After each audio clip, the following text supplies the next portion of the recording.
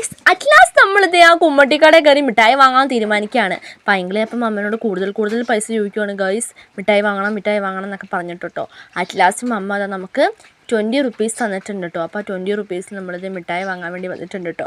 അപ്പം നമ്മൾ ഫസ്റ്റ് നമ്മൾക്ക് ബിങ്കോ, എൻ്റെ മോസ്റ്റ് ഫേവറേറ്റ് ആണ് ഗൈസ് ഈ ഗ്രീൻ ബിങ്കോ എന്ന് പറയുന്നത്. പക്ഷേ അതിൻ്റെ ഒന്നുമില്ല, നിറച്ച് 2 ബിങ്കോയും തരും. ഭയങ്കര കഷ്ടമാണ് കേട്ടോ മനുഷ്യന്മാരുടെ കണ്ണ് പൊട്ടിക്കാൻ വേണ്ടിയിട്ട്.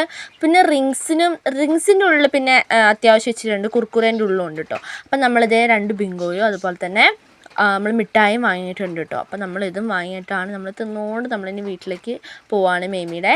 അപ്പോൾ നമ്മളിത് ഇവിടുന്ന് നമ്മൾ റോഡൊക്കെ ക്രോസ് ചെയ്യുമ്പോൾ ശ്രദ്ധിക്കണം, കാരണം വണ്ടികളൊക്കെ ചീറിപ്പാഞ്ഞാണ് വരുന്നത്. പൈങ്കിളിത് ഞാൻ മിഠായികൾ എല്ലായിടത്തും പോക്കറ്റിലിട്ടിട്ട് തരില്ല എന്ന് പറഞ്ഞു കേട്ടോ.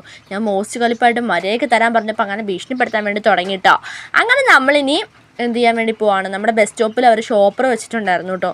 അപ്പോൾ അതെടുത്തില്ല പിന്നെ മറന്നു പോവും. അപ്പോൾ നമ്മൾ ആ ഷോപ്പറൊക്കെ ഇത് ഇവിടെ വെക്കുകയാണ്. അപ്പോൾ ഇതെന്താണെന്ന് ചോദിച്ചിട്ടുണ്ടെങ്കിൽ പള്ളീൻ്റെ തൊട്ട് ഫ്രണ്ടിൽ തന്നെ കണ്ടില്ലേ, ഇത് നമ്മുടെ ക്രിസ്മസിൻ്റെ ടൈമിൽ പുൽക്കൂടാണ് കേട്ടോ.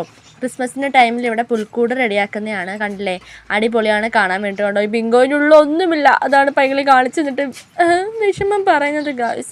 അപ്പോൾ ഞാൻ അവിടെ ചാടിക്കയറി ഇരുന്നിട്ടുണ്ട്. അപ്പോൾ പുൽക്കൂട് ക്രിസ്മസിൻ്റെ ടൈമിലാണ് അവർ ഡെക്കറേറ്റ് ഒക്കെ ചെയ്ത് അടിപൊളിയായിരിക്കും ഗായ്സ് കാണാൻ വേണ്ടിയിട്ട്. അപ്പോൾ ഇവിടെ ഇരുന്ന് കഴിഞ്ഞാൽ നമുക്ക് മഴ നനയില്ല കേട്ടോ, അങ്ങനെ ഒരു കാര്യം കൂടി ഉണ്ട്. അപ്പോൾ നമ്മളിത് ബിങ്കോയും മിഠായൊക്കെ പൊട്ടിച്ച് വൈബടിച്ച് തിന്നുകൊണ്ടിരിക്കുകയാണ് കേട്ടോ. അപ്പോൾ നല്ല രസമുണ്ട്. അപ്പോൾ ഇപ്പം മഴ അങ്ങനെ അങ്ങ് പെയ്യുന്നില്ല. ഇപ്പം മഴക്കാലം നിങ്ങൾക്ക് അറിയാമല്ലോ, മഴ പെട്ടെന്ന് വരും, മഴ പെട്ടെന്ന് പോകും. ഇത് തന്നെ അവസ്ഥ കേട്ടോ. അപ്പോൾ കണ്ടില്ലേ, ഇതിൻ്റെ ഉള്ളിലേക്കൊന്നും അധികം നനവൊന്നുമില്ല.